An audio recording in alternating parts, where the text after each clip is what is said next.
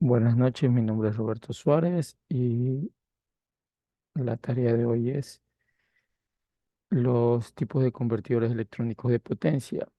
Entre los tipos electrónicos de convertidores de potencia tenemos de corriente alterna a corriente continua, que son llamados rectificadores.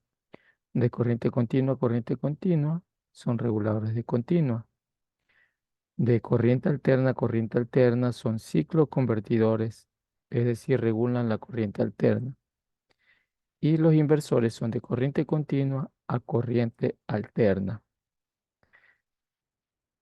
En el primer punto tenemos transformación de potencia de corriente alterna a corriente continua.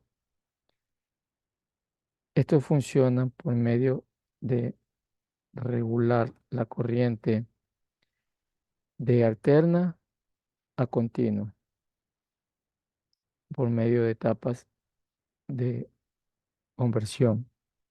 Entra la entrada alterna, entra por un transformador, la manda por un rectificador que es un circuito de diodos y pasa por un filtrado por medio de un capacitor desregulado y de ahí hasta la carga.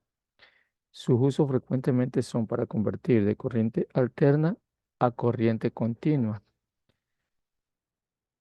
es decir, entra la alterna y sale con un flujo de continua, ya sea menor a 5 voltios, 12 voltios, o también puede ser mayores a 1860 voltios, un ejemplo. Luego tenemos de potencia de corriente continua a corriente continua. Son llamados inversores. Ya, es decir,